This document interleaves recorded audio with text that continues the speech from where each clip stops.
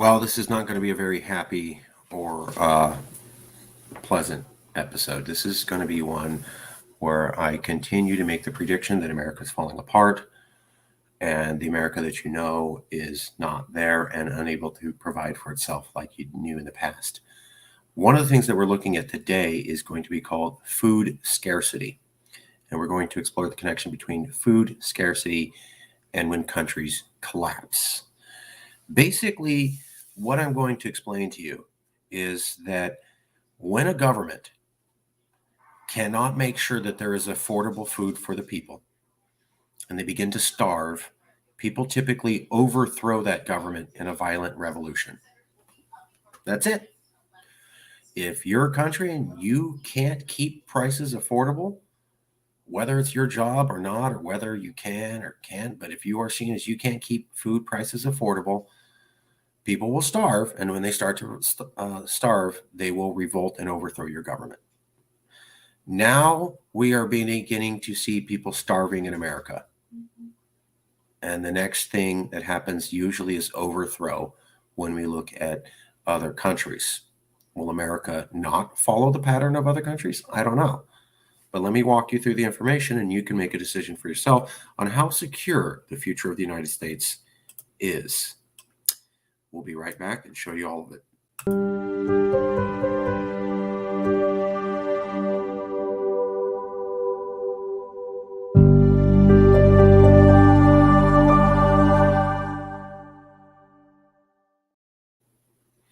So here's our very special episode on countries collapse when people starve. Let me show you the evidence of what's going on.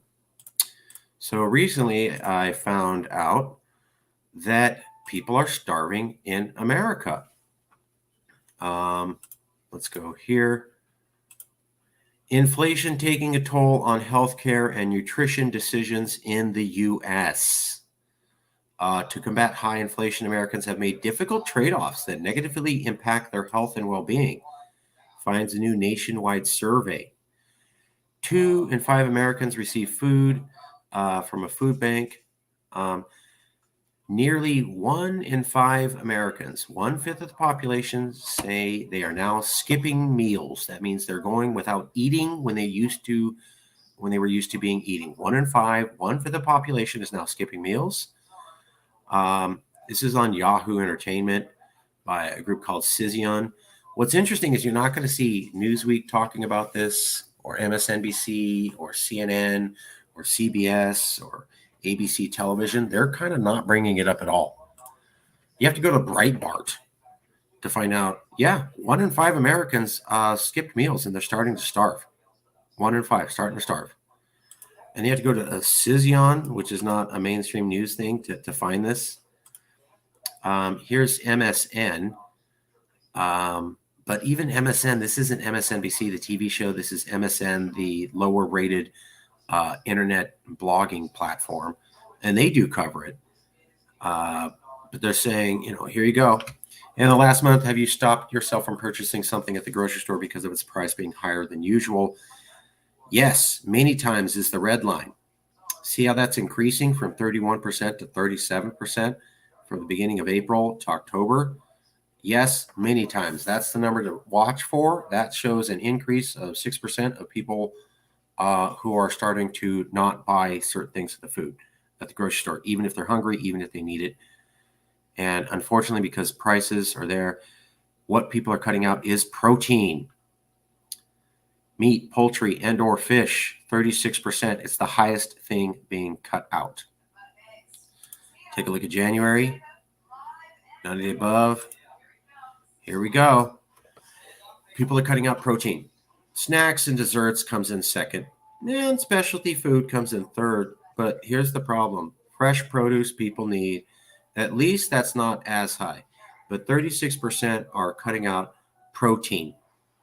That means they're starting to cut out serious major forms of nutrition to their diet. They're buying lesser known products so that they can get something, and simply because it's the price on sale. So probably lesser quality products with less nutrition. So people are getting less nutrition, they're getting less protein, and they're starting to skip meals. But for some reason, mainstream news can't cover it. It's these secondary news sites. And even Breitbart got it. And here's where it gets bad. This isn't the first time that we've had this. So actually, let me show you this. Gen Z and millennials aren't buying homes as much. The monthly payments on the mortgage have shot up. On average, I think about $600 or $700, which was I think $1,200 a month when the mortgage rates were the average mortgage when the rates were 3%. Now is closer to $2,000. So you have that. I saw a survey. I can't remember who conducted it, but there was a survey saying that 18% of Americans are now skipping meals. That's from the Zogby report. So he's covering it. I struggled to find that survey. It's not really being covered anywhere. Just like I showed you, no mainstream sources covering it. It's kind of these secondary sources are covering it. See, like this Nationwide News, never heard of them before, but they're the only ones kind of covering it. So why are secondary sources covering it and no mainstream news is covering how Americans are literally starving? Interesting. That's going on right now. I would think that when you have a fifth of the population literally starving, it would be newsworthy, but apparently not in America. And I think here's why. Here's an article from the United Nations. Food insecurity threatens societies, exacerbates conflicts, and no country is immune from the United Nations. They also said that this month, by the way, so this isn't old. Conflict means hunger. You debate, people get overthrown. So there you go. Here's the UN saying food insecurity equals governments being overthrown. And how do we know? Where are they getting this information? Well, because we saw it happen. So Barack Obama wanted to help with clean fuel and fight climate change. So what he did was he ordered all the corn farmers in America to switch to ethanol. So we were not going to sell corn for being eaten. We were going to sell corn converted into fuel. So this was biofuel, so it's cleaner fuel to help for climate change. Seems like a good idea. This came out in 2012. Now, here's the problem, though.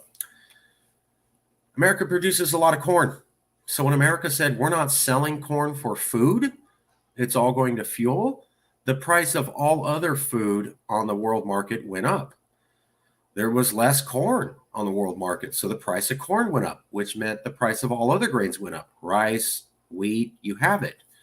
Prices went up because of this one decision by Obama to remove food from the market and cause some people to starve, that governments were overthrown in riots from Haiti to Bangladesh to Egypt over surging food prices. And that's the point. Surging food prices caused collapse. The United Nations itself has said so. They said no country was immune.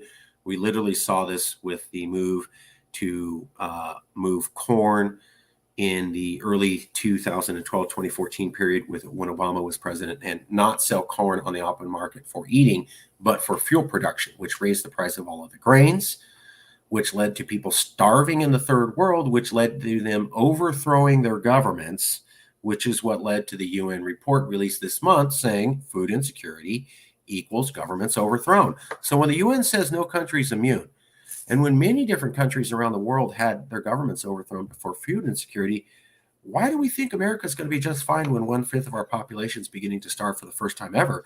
And the problem is so bad that the mainstream news can't even cover it. Problem so bad they won't even talk about it. And when you look at international experts, they mean collapse. Does that mean the collapse of America? I don't know. These are facts. Again, facts the mainstream news will not cover, and we have to make sure you're informed of. Something to think about.